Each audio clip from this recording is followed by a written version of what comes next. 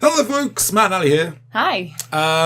We didn't get to the cinema this week, but we have been watching a lot of really awesome TV. So A lot of TV. Yeah, a lot of TV. So this Sunday we thought we'd just do a really quick video with 4 of some of our favourite series that we've been watching recently. See what you guys think, and yeah, hopefully you guys get involved in the comments and let us know if you've been watching these things or if you're going to, and yeah, what you guys make of all of it. Yeah.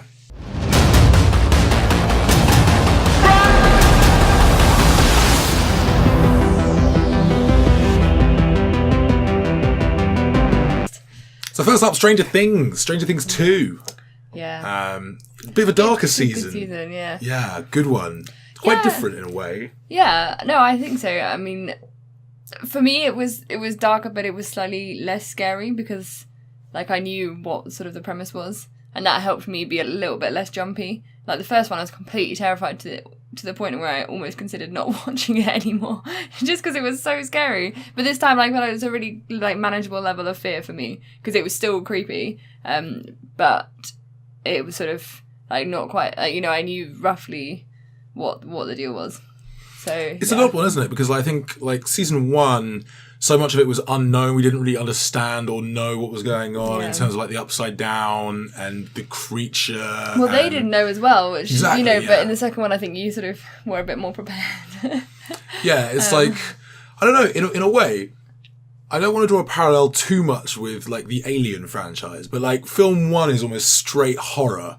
Mm-hmm. Like Alien 1 is straight horror in space, and the Xenomorph is a very unknown thing, and then obviously Aliens is a bit more actiony and is quite badass in a way. And I feel like, yeah, Stranger Things 2 had a little bit more of the badass, especially like Steve. Steve was great. Steve, probably the hero of season 2. Steve got a really good deal. Yeah. Well, not romantically, but in terms of being a badass.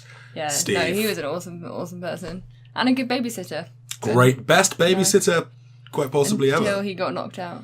Anyway, So I think it did some really good things for the characters. I mean, we were a little bit annoyed at the beginning because Eleven wasn't really in it for ages, was she? She was sort of like, obviously she was in it, but the first one centered around her so much, and she's such a fantastic actress. She's so brilliant. And this one had less of her in the first sort of 5 or 6 episodes, maybe. Yeah. And she was a bit of a mess anyway. But then she just totally became awesome, and it was really good. So, it was really nice. It was kind of nice seeing that relationship grow with Hopper. Yeah. But it was also quite cool to see her break out as well and sort of go on this sort of journey of self-discovery. Yeah. Although I think part of it was a little bit rushed, maybe like with her sister a little bit. Yeah. That didn't go on for very long. And she never told Hopper that she even went there. Yeah. But then they had that whole, where have you been for the few days that you've disappeared? And then she was like, oh yeah, with Mama. And then it's like, well, you also met your sister, killed some people, like had this whole trip to Chicago, got a whole new clothes and hairdo. Like, a lot happened and it didn't even go into that at all. Which was amazing. And obviously she didn't need to explain it necessarily because we'd seen it all. So it's, would have been time sort of doubled up for the viewer. But I think Hopper needed to know that, and it was very relevant, and I thought that was a bit weird that they left it up. But yeah, I couldn't help thinking that the whole... I mean, this is going to show my age a little bit in that the 80s seemed really weird to me. I was in the 80s for about a month because I was born in November, 89. But to me, what is the whole concept of the 80s? Like, where are these children? Like, their parents just absolutely do not care where they are. The children are never at home. The parents are just like, I mean, Nancy's parents are just like the most ridiculous people. They're so self-involved. They don't talk to each other. They don't talk to the children. They don't care about the children. Like, I'm just like, is this realistic? Dusty's mom is just sat there with her cat the whole time. He runs in and out with like monsters until the cat gets eaten. Yeah, but he's just like running in, and then for like a second, immediately just goes into his room, locks his door, gets a monster out. It's like he's like not. It's not like he's 16. He's not a moody teenager that locks himself in his room. He's really cheerful. They just literally have their own lives. But that's really weird to me. That is very 80s in a way. Like you had a whole bunch of this kind of like puberty, like so pubescent and then teenage and coming of age sort of films. Like you have relatively like young children, I suppose, like preteen children or early teenage children going on adventures and doing these things. especially kind of like in small town America, I Yeah, guess, where everything's supposed to be slightly safer. So until you get sucked into the Upside Down, then suddenly you're not allowed to go out as much anymore. Well, yeah. But until then, anything goes. Yeah, but this is perhaps why Joyce Byers is actually the real MVP. She is just awesome. She is just awesome. And she has to do some hard stuff this season as well. But she also has Jonathan has a very strange place in that she doesn't talk to him or think about him for most of it. He just gets a very raw deal. But the thing is, like, Jonathan's had to grow up super quick because obviously Dad's not around, so he's kind of the man of the house in the sense that, like, you know, she trusts him. Like, he's got an awful lot of kind of responsibility and kind of, he's got a fairly level head on his shoulders. Like, she doesn't have to worry about him so much. And obviously, kind of like, you know, Will is, you know, has sort of been sucked into this alternative demonic dimension kind of thing, and, you know, is still experiencing really weird shit. Yeah, but Jonathan's also, like, experiencing some pretty weird things. He is, but we can't see everything that she does. I mean, she might off camera, she might be spending loads of time doing things like, well, probably not, because, you know, they're off camera. Yeah, that's but but she, like, Winona Ryder is so good. Yeah. Like, when they end up going, when Will ends up bedbound, you know, almost as a spy for the absurd idea, when she's like, "Get out of my son!" He is also fantastic. Like, there are some phenomenal child actors going on in that place. But yeah, give them all awards. Definitely, yeah. And bring Stranger Things 3. Can't wait. Stranger Things 3, we need it. We do. It was a fantastic ending to season 2. I won't actually ruin it because, you know, you might not have seen it yet, but it was great. Really nice last episode. And really made you want more. So, yeah, fantastic all round. Give us more.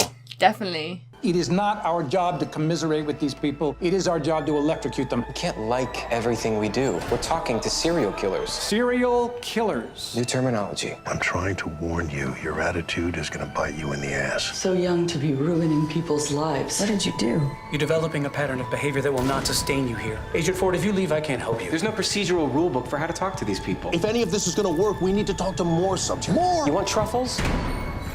You gotta get in the dirt with the pigs. How do we get ahead of crazy if we don't know how crazy thinks?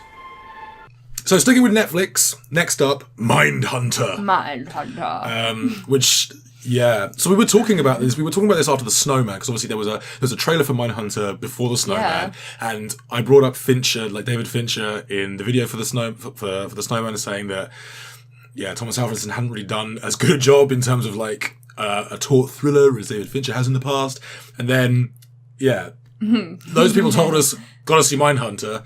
So, well, I mean, when we saw the trailer, we just looked at each other and were like, that's happening. Let's go home and watch that now. And really good. Oh, probably one of the best things on TV that I've seen. Yeah, it's so weird though. Like it starts really, really slow, and I've spoken to a couple of people about it, and they said that like they couldn't really get into that first episode, and I kind of like, I must admit, watching the first episode, I was like, Really? But it doesn't really kick off until the two main characters sort of partner up and they start going out on the road. Yeah, there's this exploration of fucked up psychology and I just love the fact that it's killers like, I love the fact that it's real. I find it so fascinating that to see, like, because we've sort of been born into this world where serial killer is a term that everyone knows, and sort of, you know, people know more about psychology. You can study criminal psychology or sociology and criminology, whatever,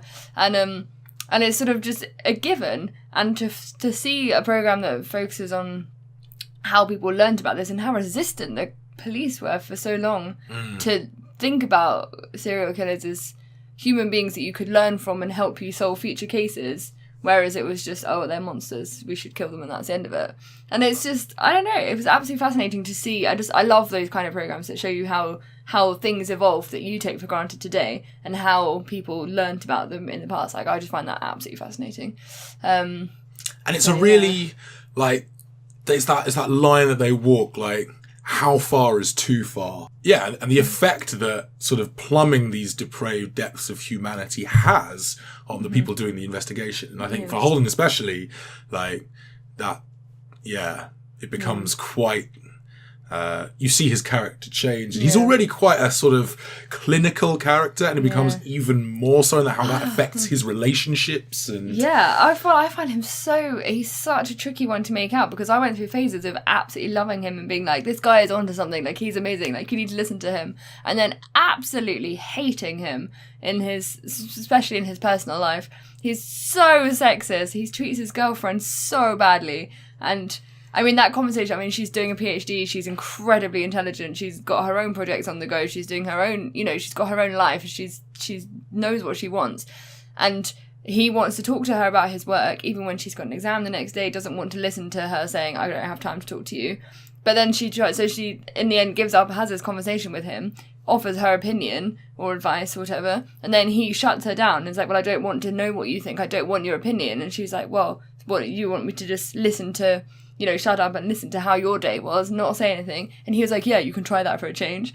And it's just like, what is this? Like, I know that it's realistic, like, unfortunately, and I just got so cross at him. But then at the end, he was also amazing, like, what he was doing. But I think that's good. I think you need characters that are complicated, characters that aren't just like, I totally love that guy. He's awesome. It's just like, well, actually, like, I really respect what he's doing, but he's kind of a douche sometimes. Well, I was like shouting at the TV sometimes. I was like, hold on, what are you doing? And then like other people, what are you doing? Like, listen to him. And I got really into his character. Like, I found it so fascinating and so sort of intriguing. Yeah, I thought it was like I did a little side point on that as well. Like in today's world where everything is so black and white, especially on like the internet, and you get these Twitter debacles happening, and it's like there's such a kind of for or against thing. We need dramas like this. We need dramas where there are characters with shades of grey and multiple layers where good people do fucked up things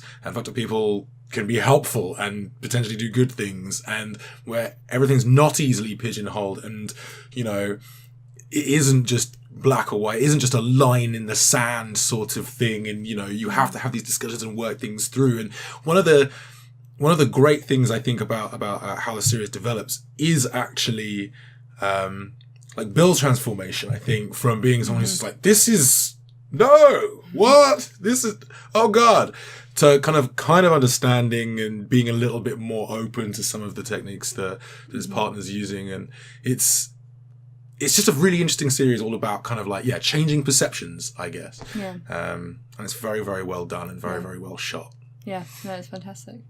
Highly recommended. The only thing that offends me, son, is dishonesty. It's me just being real with you about any baggage that we bring to the table. Baggage? Yeah, it's a little bit of baggage. I was more than a little bit.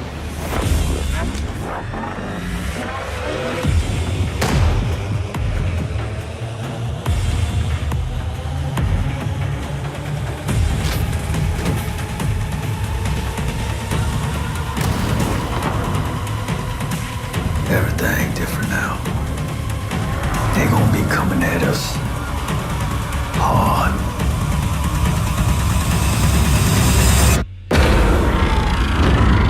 So I don't know how. I have no concept of how widely watched this is. I've not heard anyone talk about this ever. Have you? Like, have you come across Actually, people no. watching it? Is it just us? Because we stumbled across season 1. We were like, we were in a lot of lull period. We just finished a series or something, and we were like, we need something to watch. And we saw Martin Freeman, obviously. I think we just watched I think we just gone through The Hobbit again. Yeah. Because there was the whole Phil. His name in the show is Phil, and he became Philbo pretty quickly. That was it. We were just like, let's have more Martin Freeman. So this is Philbo. So we watched it for him, basically, and got really into it. It was, yeah, it was really good. Really, just got caught up in this whole story about cryptocurrency and sort of hacking and this misfit trio trying to start a business, and Martin Freeman plays this crooked FBI agent who wants a cut of all the action, and it all goes horribly wrong. Bit of murdering, some Russian gangsters involved, and all the sort of like the Haitian territorial issues and the gang warfare in certain like the Florida Keys and stuff like that. And it's kind of got everything. It's really layered. There are some absolutely amazing performances in this. And season 2, season 2 really picked up where the first one left off, because like like season 1 had ended in a lot of tragedy, and season 2 saw them saw these guys try and sort of claw their way back and well, also get some wins, but also not always winning. Oh god, there was some awful tragedy still to come. Philbo wasn't in it as much in the second season. In the first season, he had a lot more doing his dodgy dealings. But yeah, he's grappling. He's grappling with a little good. bit of like in season 1. He's grappling a lot with kind of like, how far am I going to go to cover this up? And like, you know, the first lie begets a bigger lie, begets a bigger lie, begets a bigger lie, and then a body. In that one, he seems more into it than I thought. He was really evil in the first one, and the second one you sort of see the two sides of him a bit more. Well, that's because he has literally just killed a person in cold blood. But I didn't think he was that affected by it in the first one. And then the second one, you see how it really did affect him and how he really can't get over it and he can't come to terms with what and he's obsessively scrubbing his bathroom floor again and again and again. Because it's almost like in season 2, he's almost trying to atone in some ways. Because the way he helps out, like, one of the central characters, Izzy, and, you know, he's a little bit... He stands up to sort of his Russian gangster paylords a little bit more. He does, yeah. And yeah, I think everyone grows a little bit more of a backbone in season 2. Everyone's kind of like circling one another a little bit in season 1, but then season 1 ends with with quite a lot of violence for a lot of the characters involved, and it sort of sparks some really interesting arcs in season 2. It'll be interesting to see if they make another one, because it ended quite... They definitely could stop it now. Yeah. I think in a way they should, because you don't want to become one of those things where you just keep going for the sake of keeping going. Yeah. But having said Scrubs. that, I know How I Met Your Mother. If they did make another one, I would definitely watch it because I really enjoyed it. But I would also not be sad if they didn't. Yeah. Which I think is a nice way to end it, but I wouldn't, you don't want too much of a good thing. I wouldn't want them to do a third one and then ruin it and then have bad memories of it. Whereas now I thought it was fantastic and happy to leave it at that. Yeah. But it was excellent, so if they have more, then bring it on. Ronald Dacey is also one of the best characters in modern drama. Like, he's just great. Acted to perfection as well. Give that man an Emmy. Yeah. So good. Yeah, no, recommend it. It's totally different. Like, I don't think I've ever seen anything really like it, but it was really refreshing and really good entertainment, so yeah. I've been going on dates with other women. There've been a few guys. Tell me what a production assistant does again. Tremendous. I ever wonder if you're wasting your time? You are no longer a child. Life's about who wants it more.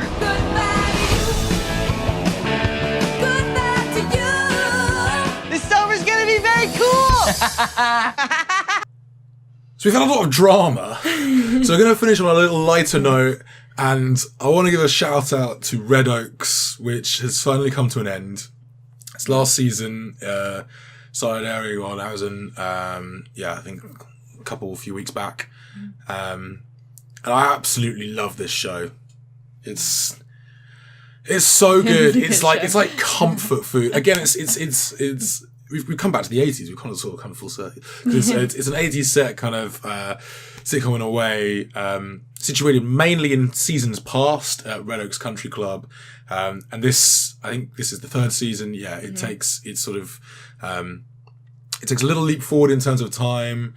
Because like the second season ended up with the owner kind of getting banged up in prison for fraud and like massive Wall Street trading and stuff. Him also being the Doctor in Stranger Things. Yeah. Another full circle, good stuff. And David and friends moving into the city and sort of like moving on with their lives, and it's sort of it's kind of the end for the country club and sort of the end for the show as well. And it's just a really it's really comfort food. It's comfort watching. The humor's really like light and entertaining.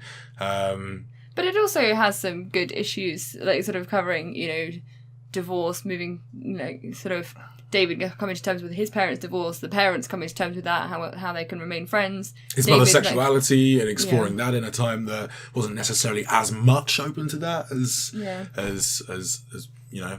is today. But that's a really sweet story. Her coming into her own and finding herself, like her sort of true self. And then his dad as well, especially like in this season, because last season was kind of like her coming to terms with her sexuality and kind of moving on from their marriage. And now finally his dad is able to sort of do the same and find his happiness.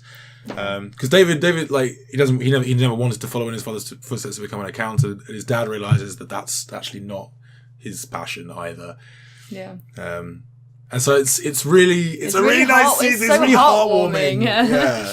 It's so watchable, and because the episodes are only half an hour as well, it feels a lot. I mean, it's dangerous because you sit there and you think, oh, I'll just watch one episode, it'll only be half an hour. Just have one more. 3 episodes later, you're like, what am I doing? But it's so good, and it just makes you feel so happy. And I absolutely loved it. I mean, I watched it quite recently, like sort of seasons 1 and 2. I think you watched it a while back, but we were, you only introduced it to me quite recently, so I've had them quite close together and really liked it. It's the sort of thing you can easily just marathon in a weekend without even realizing it, really. So yeah, highly recommended there. And yeah, if you like the coming of age films of the sort of 80s, like the John Cusack classics, this is a kind of really sweet homage to that. Yeah. To that sort of style of film and entertainment, like Stand By Me, things like that. Really, really good. There's some great shows out there. There's some great shows out there. We've got more to watch as well. Yeah, we've got Mr. Robot. Punisher's coming this month. There's so much to watch. Oh, it's going to be really good. The Crown. The Crown is coming back at the end of this year. Can't wait for that. Looking forward to it all. Let us know what you guys have been watching. Let us know if you've seen any of these 4 shows that we've mentioned here. And tell us what you thought. We'd love to hear from you. We would. Yeah. And we will be back with a normal spoiler alert. We are definitely going to the cinema. We're definitely going to the cinema this week. We are definitely seeing Murder on the Orient Express. We certainly are. I'm hoping we can sneak in The Death of Stalin as well. Oh, yeah. No, I've heard. Because Iannucci is a genius. But yeah. Watch this space. Yeah. Make sure you hit subscribe if you haven't already and turn on notifications so you never miss a thing. And we will catch you next Sunday. See you then. Bye. Bye.